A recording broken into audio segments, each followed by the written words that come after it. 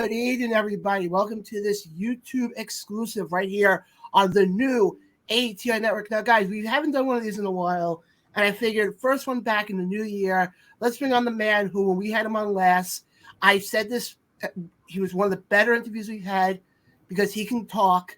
He doesn't show up. The one, the only, Foxx Vinyear. Foxx, what's going on, man? Look at these lights right here. It's professional lighting right here, courtesy of Steve Jobs. But how have you been? How's the new year treating you so far, my friend? New year, new me. You know, getting in better shape, getting better stuff going on, watching around, see what's happening, and making some moves. So, hey, it's all you can do. But I know you got a lot coming up, and we'll get into what you have coming up in a second. But first thing is first. Obviously, UWA. You and I were both at the last set of tapings. Obviously, we're not going to spoil what happened. But was that your first time at that school? Yeah, that was the first time I went out there, and they have a awesome setup, and more people should go there. I totally agree. The funny part that I remember from making that trip was I felt like when I got onto the thruway part of it, I felt like I was just driving. Oh, it's boring. Most boring thing ever. But honestly, going west, and then you go throughway all the way from where you are all the way up to here. Then you have a cutover, probably 88 or whatever. It's just crickets, man. But the scenery, though, is amazing. Oh. The scenery is incredible, but it's better in the fall to see the foliage. Obviously, like I said, we're not going to spoil what happened. You have to wait till the episodes do air. But from what what we can actually talk about, how was your experience at UWA? It was pretty good. It was very welcoming there. Didn't seem to have a bunch of drama. My cat just dropped my phone, probably broke my screen. Trying to give you guys the best lighting in the business here. Oh my God. Ooh, he's back. What are you gonna do? No, but it was a good experience. Like I said, they were welcoming. They had some catering, which is pretty good for an independent. So they fed us, even though I'm trying to cut back on some carbs. Thanks for really looking into that for us. Just kidding. No, but it was good. It was a nice venue, very clean. The ring fit. It's a low boy. You can get a lot done in low boy. The camera crew, the owners, the bookers, the booker tees, everything. I dug it. Hey, I got a kick out of it, and this part I can talk about. I got thrown into doing the sound for the show. Oh, that's why my song kept getting messed up? Huh? Yeah, if your song got cut off by a few extra seconds, that's because it was me. What a jerk. Hey, I am who I am. But no, it was definitely a fun experience. Like I said, hopefully the episodes will start airing soon. But there was some news, though, that did come out of that set of tapings, probably a day or so after, in regards to you doing a seminar coming up. Yeah. Well, I'm 15 years in the game, 14 and a half, 15 anniversaries coming up this July. I've done some stuff, I've been here, there, all the way. But like one of the things that I love to do is help people, regardless of what people think. I will tell you your shit is shit, but I will help you because that's how I was taught. Hey, man, that's garbage. Oh, what do I do? Here's what we do. All right, let's rock and roll. So like, I reached out and I was like, hey, you have a good group of people here. What do you think if we did this? I will, give my time. I'm going to be there anyway.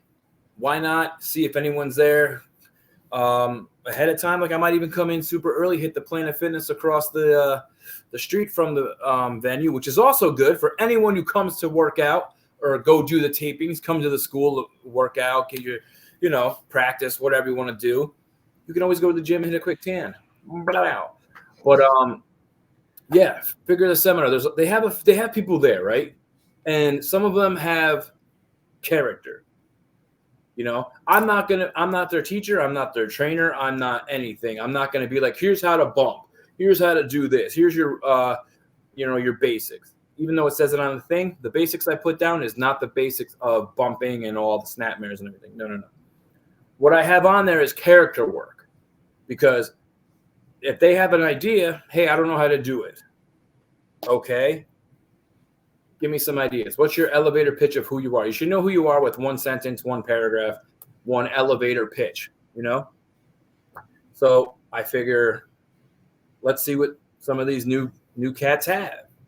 And I kind of think, I don't know if they mentioned it. If not, it might not be in writing yet, but maybe the standouts of, if it's just people who haven't wrestled yet, maybe the standouts, you get a match, like a real match on the show, on the tapings later. Because then it's something to work towards. You have a month or so, whatever, to, really work on it. Or maybe the standout gets in the ring with me. Who knows? I think it's a great idea of kind of throwing them into the fire and seeing if they can withstand the flames. Yeah, I mean, my goal in wrestling is to be the worst person on every roster, and I'm pretty goddamn good. So let's try to make other people better. Well, let me ask you this, though. As somebody who's been in this industry for a while, is when you look at a wrestler, and obviously take the UWE kids, for example, because you said it perfectly, a lot of them have characters. How important, in your opinion, is character development when it comes to a wrestler? What is that? What'd you say? Repeat that. No, you're good. How important is character development? Like when you get a kid, like if you have somebody who's at the seminar who may have only been training for let's say a couple of months. Yep. How important is it for you to teach them the character development of it? Obviously, they should know the basic in-ring stuff, like, how to run the ropes and everything, but how important is character development then? Very important. Like if I see that they're doing something that's maybe kind of off, like running the rope, something, I'll bring it up, but I'm not gonna. It's not my place. I'm not their trainer. I'm not gonna step on their trainer's toes because maybe he or she or whomever taught them a certain way because that's how they learned. Like you go by where you're at. You know what I mean? As for the character development, though, it's very important because a lot of these cats out there, y'all don't have characters. Y'all don't have anything. You're just boring. Boring. They're just bald tattoo guys with a beard. Wait a minute. No, I have hair. I'm half hair. It's different. But you know what I'm saying? Like, it's just generic Steve, 1, 2, 3, 1, 2, 3, skinny kid, blah, blah, blah, big dude, here's this. It's cookie cutter in different flavors, you know what I mean? So if you have a character, like if, let's just say, there's a redneck, right? Your character's like Phineas Godwin or something.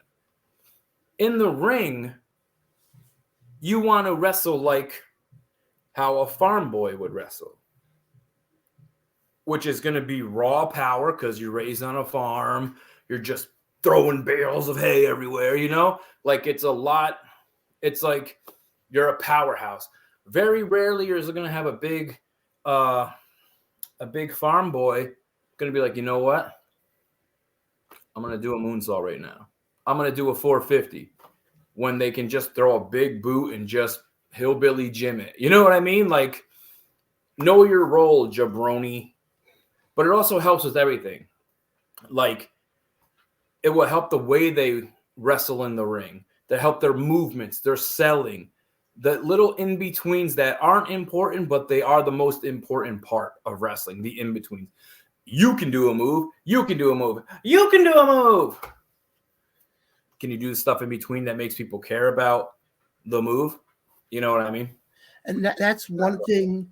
That's one thing that I've always preached on our weekly show, is because of that. Because I've always said the two things with me when it comes to pro wrestling is the art of selling and emotional investment. Right. And I feel like when it comes to emotional investment, that goes in line with what you were saying with the whole character development thing. Because if you have basically two wrestlers who are in the ring who are like, okay, here's person A, here's person B. As you said, it's the cookie cutter type wrestler. Yeah, everyone's the same. You're all boring. It's like, okay, why am I going to sit there and go travel almost 4 hours to do what somebody else already has? You know what I mean? So I totally agree. Now, obviously, going back to the UWE thing for a second, then we'll get into the seminar, more into the seminar. Of the students who were there from UWE, did anybody stand out to you as far as like with their character development at all? The one kid, though I don't know if I wrestled him or not, but the one who stood out, I think it was Zoo or Woo.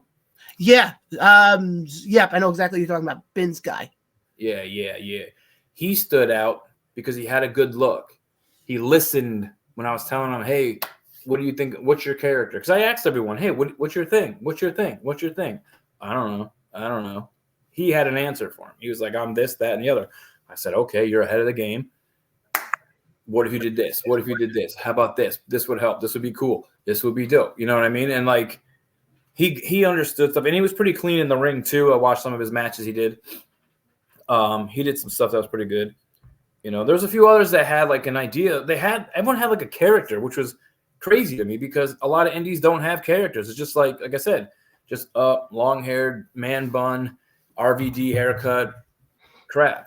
But everyone at this, I won't say everyone, but the people that I paid attention to that were from there, you had the drunk hillbillies, you had a space guy, you had a ninja, you know what I mean? Like, et cetera, et cetera. You had people who had things.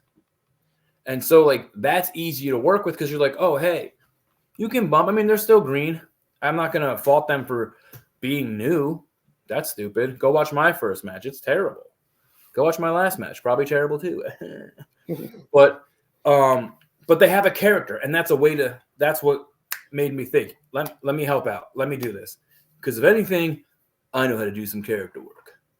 Wrestler, actor, musician. Wham. That you definitely do. But like, I get creative juices that like, because it's a role. It's a thing. Like, I'm not going to be Ninja Guy. I don't look like Ninja Guy. No. You know? But Ninja Guy looks like Ninja Guy. You know what I'm saying? And I can get a Ninja Guy idea, and then you have to do it's just you're acting. Hey, here's your bullet points. Do this, do that, do that.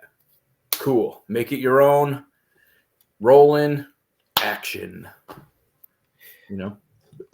So, like I said, you are doing a seminar before the February tapings. What date is the seminar? Seminar is going to be at 11 a.m. Saturday, February 24th. So you got plenty of time to sign up, pack your bag, get there, make plans.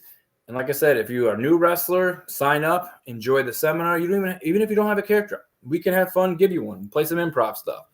And then stay for the taping, be the crowd, be camera guy, help out, be this, be that, help be the music guy like how you helped out, like be a part of it. If you want to be a part of it, be a part of it. Don't talk about it, be about it. And like I said, it was definitely a fun experience. But you bring up the fact that the seminar is February 24th. Yeah, almost a month away. Pretty good. Correct me if I'm wrong. Isn't that a week after Dynasty runs their show up in Empire Live? Yeah, the Dynasty returns to Empire Live February 17th. If you've seen the poster, it doesn't say wrestling on it, but it's definitely wrestling and not a play about the Wizard of Oz. Now that we bring up Dynasty, I want to get into what happened at the last show. in Amsterdam, Uh-huh. where, I mean, we had you on before, leading into the first show, and I've seen you wrestle, and I've been in the crowd when you've been there, and you're a fan favorite. People like me sometimes. So my question to you is this: for people who don't know, obviously you turned on your partner that night, Richard Holiday. You attacked him, left the crowd stunned. My question to you is this: what led you to want to turn on him? Why? Well, one, my beef was with the Now. October 7th, I went up against Vic Delicious and I pinned him. Hale tried to get involved. I've beat Vic now one-on-one. I've never beat Hale one-on-one. So someday I'll fight him. And I've never beat the Now as a collective. So in the meantime of doing that, they ran their mouth a little bit. So they said they wanted to have me get a partner. So I called somebody that I've known for years. God damn. And I was like, hey, man, if you're good, come be good.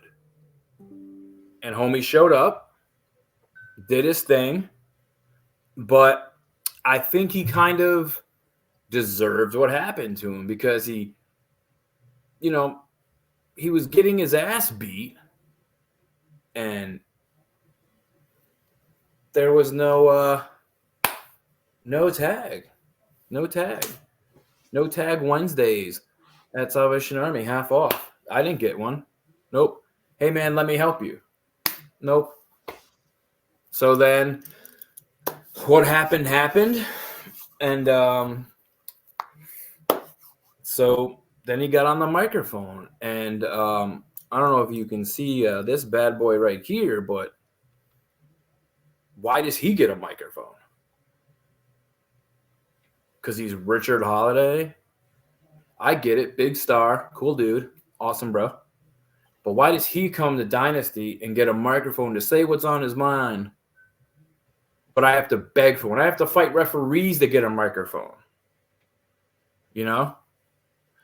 So that kind of rubbed me the wrong way that he can just walk in. Oh, here I am. I have AirPods. Like, nope. Turn your back on me again. And that's why you get forearm smash to the back.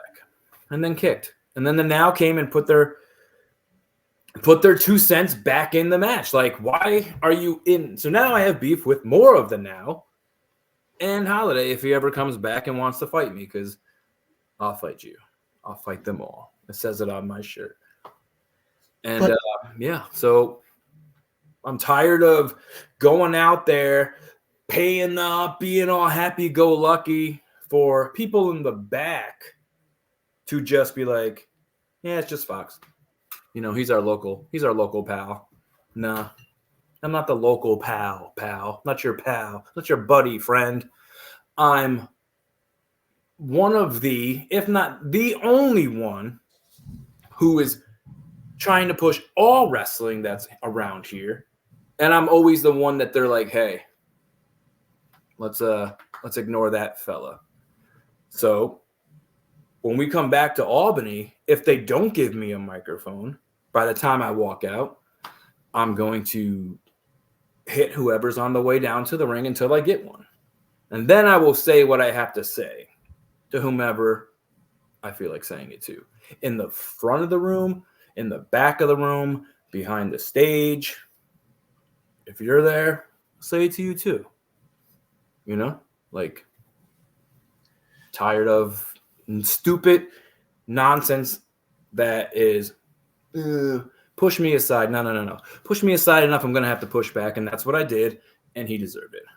Sorry, not sorry. But what I don't get is he helped you take on the Now. Did we win that? Where was the win? Where was our W? Chase, catch, and collect W's. Where was mine that night? So was this whole heel turn then more on jealousy, that the focus was more on Richard Holiday? One, this isn't a wrestling bullshit, heel turn, face turn. Nah, this is just me finally being able to be like, I'm here. It's not about jealousy of Richard Holiday doing nonsense. Cool, I'm happy for him. Welcome back. Now, make your appearance, get your fee, and I'm sure you'll be back never. You know, like come in, say hi, peace out, you know? But I'm here building this goddamn thing up. You know, it's me. I am Dynasty. So when people come in, it's like, If you try to take the spotlight before it tans me, not happening. I'll run a gauntlet. Let them all come out. I do not care. So now this whole, I want to make sure I'm getting this right here. So your whole issue is, so now is your issue more than with the Now or more with Dynasty management because they're not giving you the opportunities that you think you deserve? The Now we're just gatekeepers. They happen to be standing there. I happen to push them through. I need to get by. Nothing really personal against the Now. They're one tag team, two people that I look up to in wrestling, that I want to make sure I never disappoint, that I never make them be like, Foxx, no, we don't want to, you know, because they say in wrestling, it's all about who you know, but really it's all about who says they know you. And I don't ever want the Now to say they don't know me, since they've known me since day one of me being in wrestling, since 2006. It's more of, yes, well, depends on who's the management that we're managing. That who am I talking to in the back? Who's the book guy? Because when you ask, hey man, this, that, and the other, it's 4 different people. Oh, why does my song never work? Happened a few years ago. Go back and look in time. Action Ortiz. The bell rang before the match happened. We stopped. I got beat after that. Another time, wrestling Elite Terrell back in Dynasty, and I believe in Amsterdam. Quick pin. They made me lose. Something happened. Where was that? And that's why, if you watch the video, I had to take some of the Dynasty signs down, flip the stairs. No, I'm not playing it. So now I'm going to demand shit and take stuff. So when I go there in 3 weeks, 4 weeks, whenever the date is, February 17th, Empire Live, the venue that I got. So it's my world in there. Give me a mic, because all I need is one mic, and let me say what's on my mind at any given time, and then send somebody out for me to wrestle, because people are paying to see me. Not people in the back who look like Backstreet Boys. No. They're paying to see me and me entertain people. And if I have to be a little bit more vicious in the ring, then so be it. I will.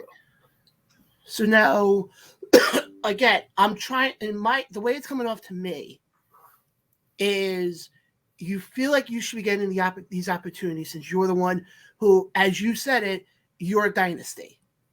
Stop me if I'm wrong here. Yeah,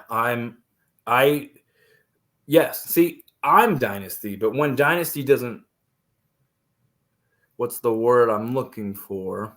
Acknowledge that Foxx Vinyear is Dynasty. Like, you think being off the reunion show was just, oops? No. There's somebody in the back who's playing games, but I'll out them someday when it comes to light. Comes to the light. But that's not right now. That's not right now. So now, looking at this show coming up, obviously, you're going to, I mean, let's call a spade here. You're going to probably get booed out of the building. I hope so. With what happened. Now, is there somebody? I don't. It could be somebody not announced, but is there somebody who you have that you're hoping comes down that ramp on that fateful night to have a match with you? I don't actually even know who's going to be there. I don't know who's going to be at the show except for the people on the flyer. And hell, there's 4 other people, depending on which flyer you look at. And would I want to get in the ring with Jay Lethal? Yeah, of course. He's the greatest first-generation wrestler. And then I think Brother Jonas is on it. I'll punch him in the mouth. I'll wrestle her too. And then there's the Tin Woodsman, Sergeant Fury. If he wants to come down, last time I faced him, he tore his knee in half. Couldn't even give me the competition that I wanted. So let him come in the ring. He's off doing 5K runs or whatever. Cool. He can't hang. But if he wants to walk down the aisle, bring it. What? I'm right here. Well, it's funny you bring up Sergeant Fury because when the post came out initially that you were going to be on the show with the tagline of why Foxx, his comment, I don't know if you saw his comment, was because he claims you're a douche.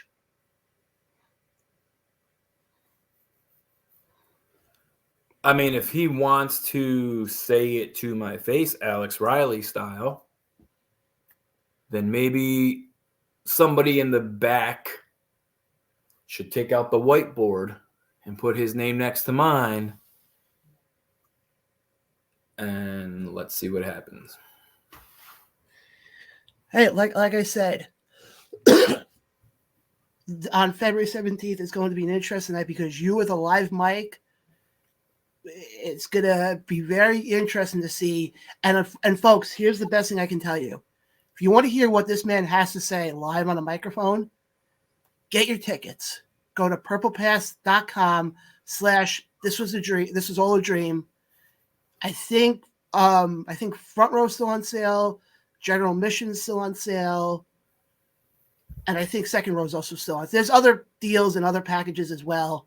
Just buy the tickets and come because I have a lot to say and there's no holding me back. I'll bring my own microphones if I have to. I know the building. I know where the soundboard is. Yeah. But I also think just by the conversation, Fury may be onto something here. And I only say that for one reason. Because of the fact of how you acted after the Amsterdam show. How did I act? Like any normal person who was counting on somebody to come in and defend them and he let you down? If you don't do shit, you get hit. You know? So if that's douchey, maybe it's just because Sergeant Fury has never been respected in wrestling. So he doesn't know how to give respect to someone who deserves it. Just saying. All I'm saying is this. He should go to the seminar, actually. You know, I'll do a special one from him. He could learn to something from one Foxx Vinyear. The only reason why I'm still trying to wrap my head around everything that happened is it's pro wrestling. Not everything's going to go your way. So the fact you did what you did, I mean, February 17th is going to be a very interesting night because I have a feeling there's still some answer. There's still some parts of this answer that you're not even giving me. Well, buy your ticket. I already did. All right, so then you'll know what I have to say after I say it, and then you can tweet about it or X about it.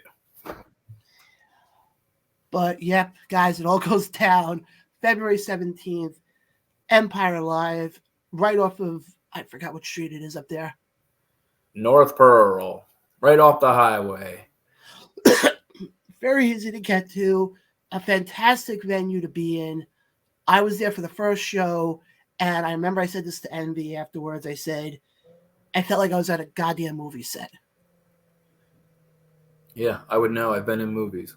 So yes. It's amazing looking. The setup is great. Really brings out the competitiveness, the inner wrestler for those who are playing wrestling in Dynasty. So it helps them feel like, hey, I'm really doing something out here, man. You know, but it's a great place. And give me the mic. Is this on?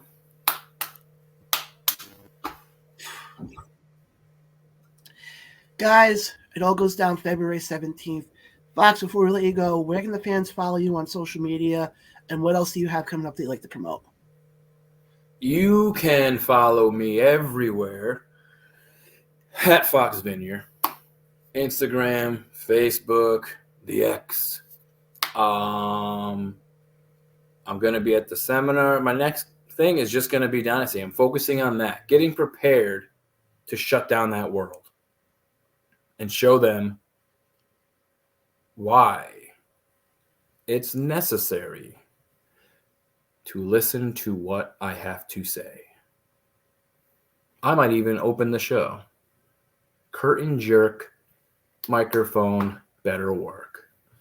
But if you want to see me doing something enjoyable, besides Dynasty and everyone that wants to come out to the ring to, oh, Fox, you're so mean. Oh, you're so mean. Ah. March 23rd at the El Dorado in Troy, New York. My band, Zoo Green 6. First show. It's going to rock your socks off. And yeah. Be there. Guys, catch this man at Dynasty February 17th. You can if you're in the Oneida area, definitely come by for the seminar on February 24th. You need it. You need it. Start at 11 a.m. You're not going to want to miss it. And also stay tuned to UWE's YouTube page, as episodes will be dropping soon. And who knows if Foxx Vinyear has a match in any of those shows. But the only way you can see that is you have to subscribe to UWE on YouTube. Do it. Guys, this has been Around the Ropes YouTube exclusive. For Foxx Vinyear, I'm John. We'll catch you guys next time.